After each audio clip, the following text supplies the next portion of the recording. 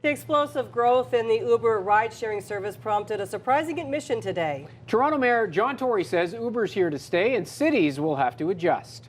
This technology is here to stay, and it should be. It's good for people. It provides choice, it provides better service, and so on. So I'm saying let's find a way to make sure Uber and Lyft and these other software applications can stay, and that we're fair to the taxi industry at the same time. But the taxi industry doesn't seem to want to hear that.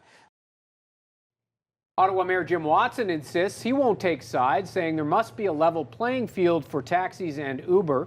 He announced today Ottawa will launch its own review of the taxi business. I'm not sure if the mayor is going to bring something to council, but we're in the midst of a review, or we will be over the course of the next several months, and everyone will have their say as to where they want the taxi industry to go in the future. Watson expects the review will last several months. In the meantime, Ottawa and Toronto continue to ticket unlicensed Uber drivers.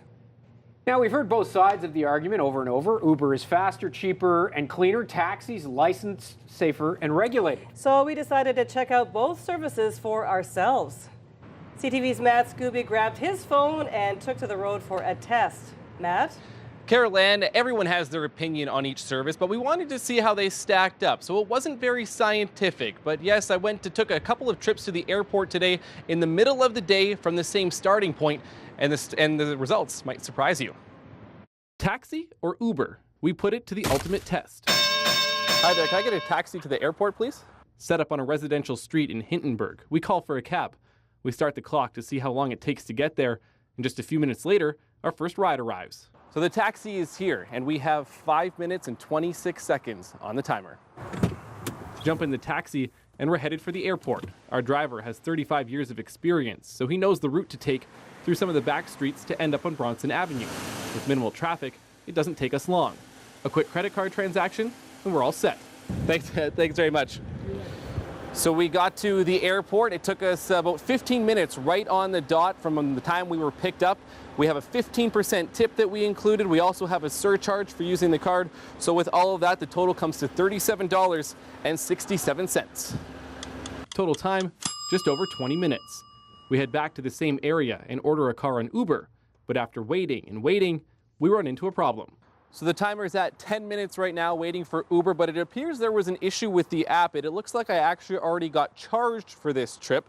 So I'm going to leave some feedback saying I was never actually picked up, and then we're going to try this once again. The second time around, the car shows up, but it took longer than the taxi did. So another drive out to the airport. My Uber driver has only been with the company for 2 weeks. He takes a different route, and it takes us a little longer.